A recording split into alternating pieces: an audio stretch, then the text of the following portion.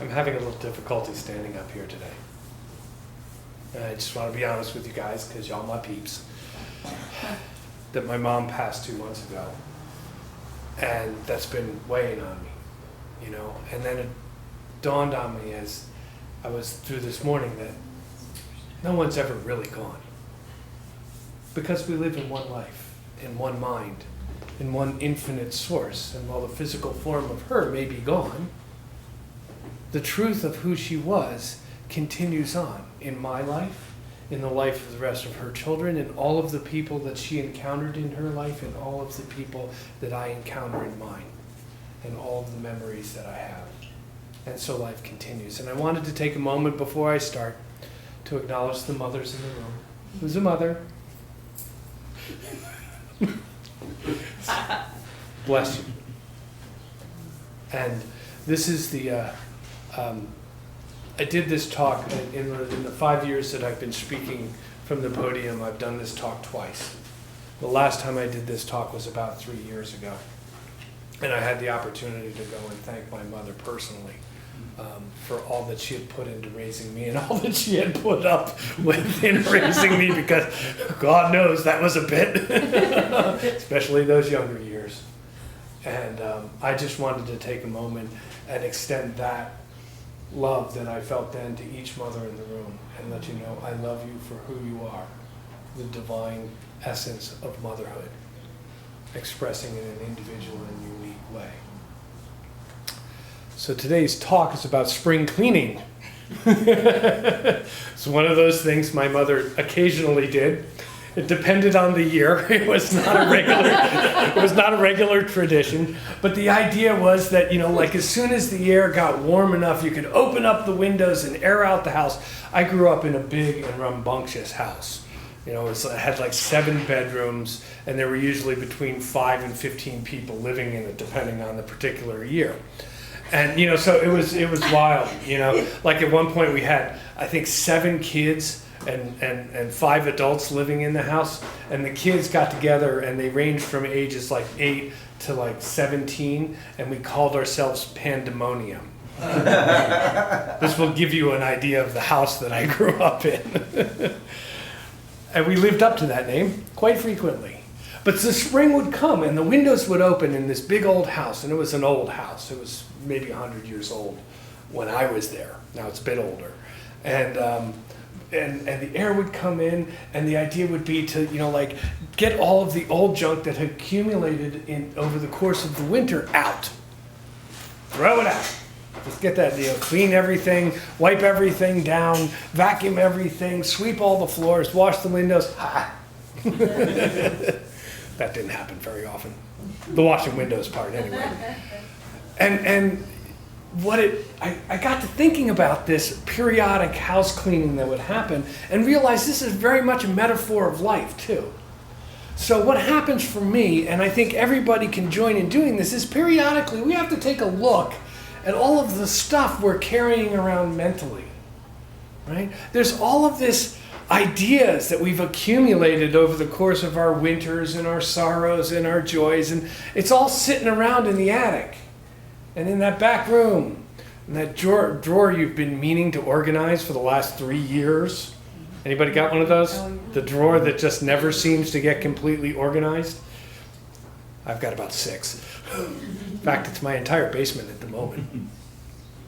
But we let this stuff accumulate, both physically and mentally, and it impacts how we're experiencing life. Okay? It's not that all of this stuff wasn't extremely important and valuable and wonderful and revelatory even at the time it was received. But this thing about life is life moves on, and we move with it. The only moment that we are living is the one we are in right now. And sometimes we forget that. Sometimes we can go back from where we are living right now and go way down memory lane. Anybody ever have the opportunity to walk down memory lane? Anybody ever have the opportunity to use that as a whipping post? Oh, yeah. You know, where you walk down memory lane and all you find are all the things you did wrong, or all the things that were done onto you wrong, all of the pain that we can dredge up. I have a simple question for you if you do that regularly, and I'm no different, honestly, I'm no different, I do it on occasion too, is what are you getting from it? Really, what are you getting from that? Is it modifying how you're behaving now? Is it really changing you from doing that same activity again? Or are you just using it to make yourself feel small and unworthy? See, these are the old ideas. When I think of spring cleaning, I think maybe it's time to take those old ideas and just let go of them. Sweep them out the door, let the fresh air in, and start anew today with a new idea. Let go of the pain and the hurt and the things of the past that are holding you from expressing the essence of who you are today. You see, each one of us is the essence of love and peace and harmony and joy and creativity, waiting to express itself in a unique and wonderful way as each one of us. All of that resides within us. And when we pile on all of those old hurts and old memories of failures, remember, a failure is just an opportunity to succeed in a different way. That's nice. But it's true. I mean, I know it's a little trite, but it's true. Failure is just an opportunity to succeed in a different way. We try something, we thought it was a good idea, it fails miserably. Look, this is not happy clappy new thought, this is real new thought. It fails miserably, and we sit there moaning and groaning about the pain that the failure caused us until we pick ourselves up and say, okay, that was really bad. I still have to breathe. Right? And I still have to get up tomorrow and do something. I still have to get up today and do something. At which point we can let go of that old idea just enough to move into a new experience of our life today. And so we succeed in a different way. Perhaps a little bit wiser, maybe not happier, but perhaps a little bit wiser for whatever the failure was that taught us maybe that's not the way to approach things. And I don't care whether that's a financial failure. Look, I've tanked 2 businesses. I know how that hurts, you know. But what it taught me was some really important stuff and how not to do that again. You know, maybe it's a relationship. It doesn't matter whether that's a family relationship or a love relationship or a collegial relationship. Whatever that relationship is, if it failed and it was painful, we can let go of the pain and look at ourselves and come to a new idea of how we want to be in the next opportunity that comes forward in.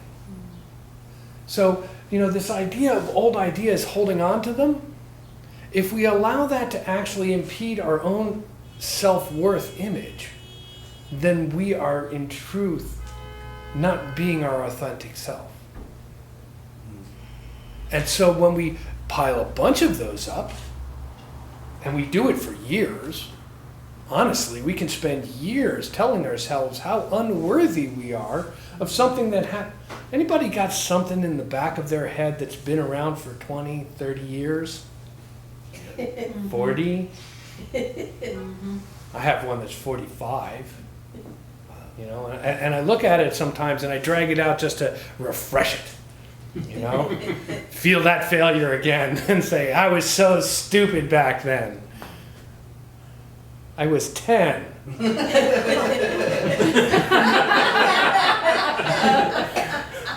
Think about that. I'm a little older than 10 now, you know, and still I can bring that up and beat myself up with it. What an old idea. Is this serving me? Only if I'm trying to be a martyr to myself. Only if I'm trying to look for an excuse not to bring everything in my creative soul to bear upon whatever I'm living today.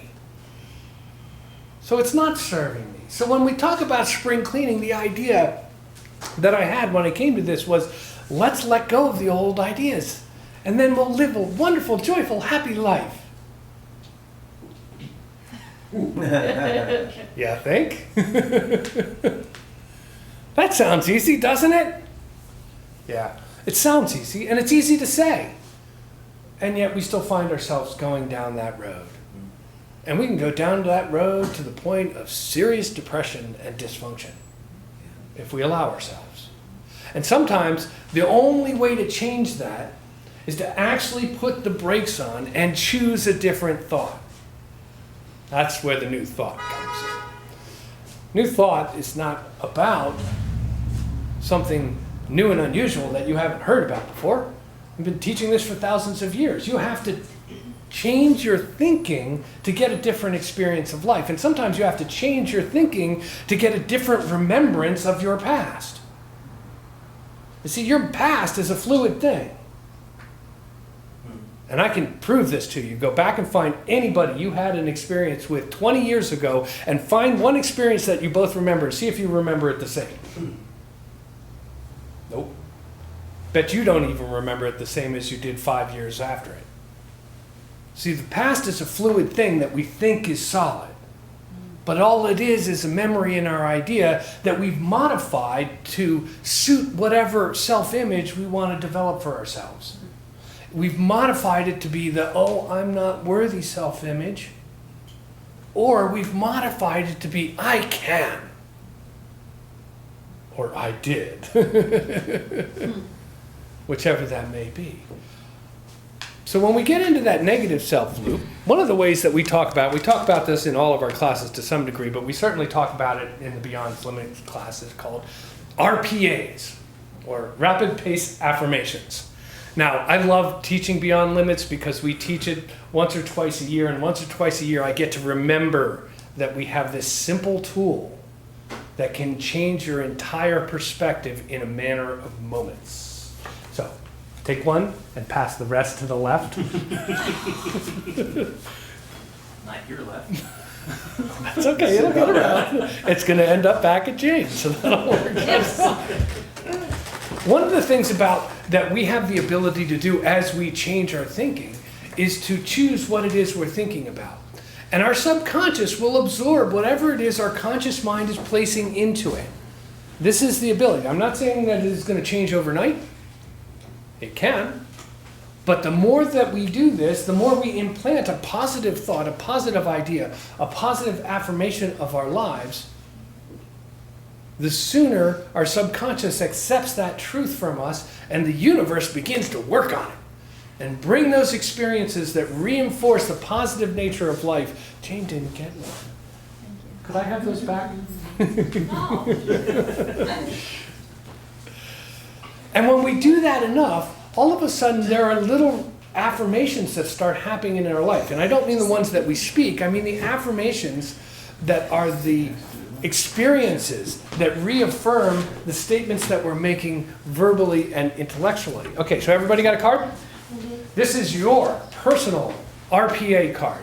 Anytime you are feeling dark, down, or despairing, I invite you to pull it out of your wallet or purse. Hint, this is where to keep it, wallet or purse, and run these through your mind. So first we're going to do this silently in the silence of your own head. Right? Just read them down.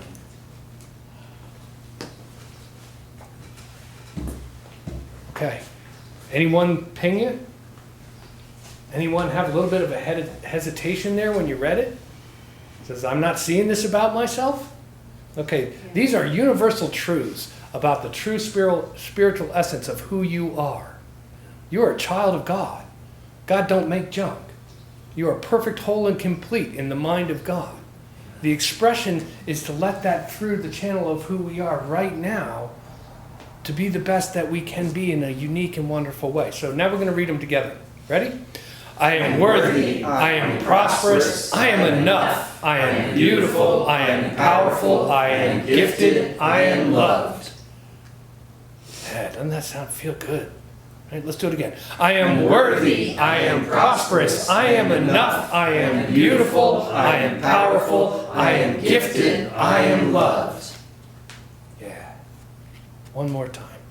I am worthy, I am prosperous, I am enough, I am beautiful, I am powerful, I am gifted, I am loved.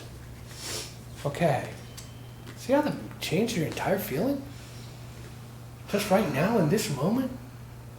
It might even be that feeling that I'm not this, in which case I'm going to invite you to repeat it to yourself until you do feel that there's the possibility that this may be you. Because I know the truth, that this is you. And when we use these to change our thinking, we get to experience a different form of life. We get to experience that part of life that is creative and joyful and wonderful and connected. Isn't that what we want? A little bit more love in our lives? A little bit more joy in our lives? A little bit more prosperity in our lives? A feeling of freedom to be in who we are? So when you start feeling this way, you ever get up on a day where all of those are right there and you're feeling wonderful and you get out the door and you're doing your stuff and then somebody comes along and rains on your parade who may not be feeling these, may not even have an awareness that these are the truth of who they are, right? And there's two possible reactions that we can do to this. The first one is to go, oh, they're right. I am not enough. I'm unworthy. I'm lacking. I'm ugly. I'm powerless. I have no creativity, and I'm unlovable. Right? See, we collect all this information from the world around us so easily. We allow ourselves to be swayed into this negative thinking. We have an entire planet of people who have been thinking since people started thinking, and we're swimming in those ideas all of the time, and not all of them are positive. All one has to do is walk the streets of the city to see that. You don't have to go so far afield, you know. But the opportunity we have as an individual expression of a divine idea is that the principles that we're living by are not bound by the precedent of what has happened in the past. Your past does not dictate who you are right now. We have the opportunity to say, that's nice for you to say that, but I don't believe it. This is what I believe. This is how I'm going to respond to the world. As if all of these are true right now. Would that change the way you respond? I mean, if somebody's coming up to me with that kind of negativity and I'm responding from here, I'm saying, you look like you really need a hug. I've done that at work recently. I thought it was going to be weird. It actually turned out to be quite nice. And now is a point of a joke, but it helped at the moment. It was what somebody needed to feel that they hadn't totally screwed up everything and that they were unworthy of even breathing air. And so when we act from this place of love and understanding that we are each these things, and when we allow ourselves to be these things, then we can touch another soul and remind them that they are these things. So part of that spring cleaning that we need to do is let go of the ideas and the judgments that we have about other people and what they are and aren't. Because ultimately, they is us. We are them. Ultimately, they are just another individual expression of a divine idea making their way on this planet, trying to get back to the understanding that they are an individualization of a divine idea fully connected with the universe right now to express the love and freedom and creativity and joy that is the nature of God itself expressing through us in this moment. So don't get caught by the knots and the no's and the naysayers and the rain clouds. Shine a little light in their direction. Shine a little love in their direction. Maybe nobody has told them that they're loved lately. And so they feel isolated and alone and scared. Because that's when fear kicks in. When we feel we're doing this all by ourselves, the fear mounts and becomes all the bad behaviors that we tend to judge, and judge the people by and not the behavior by. I have never known any bad behavior that did not stem from fear of one type or another. I invite you to review that in your mind for all of those places in your attic while you're doing your spring cleaning, that they may have been responding from a place of fear and lack of love. Not that there really is a lack of love, but the lack of the perception of the love that we all share. Every day starts fresh and new. Every single day. We have one day to live, that is this day. We have a choice to make about how we're going to live that. Are we going to be the love that we wish to receive? Are we going to be a channel of prosperity in the world? Are we going to be that creative light that lights somebody's life and makes them feel at home and better? Are we going to be the good that we wish to receive? When we make that choice, we change the world. When we make that choice, we change our own experience of the world. And if more of us make that choice than allow the fear to run rampant in all of our judgments, then the world will change. Not in some far-off future, but today. It will change for us today, and as it changes us today, we can reach out and change another today. So I invite you on this beautiful Mother's Day. Anybody here have a mother? Yeah, that's pretty much everybody. You know? We were all brought here to be the love today. We were all, maybe we chose to be your, I don't know, I don't deal with what's on either side of the dash we're running here, you know. But in this moment, my feeling is we were all brought here to work our way back towards the understanding that we are God embodied, to be love, to be the wisdom and the joy and the harmony. So as you go about your week, remember, I am worthy, I am prosperous, I am enough, I am beautiful, I am powerful, I am gifted, I am loved. And so it is.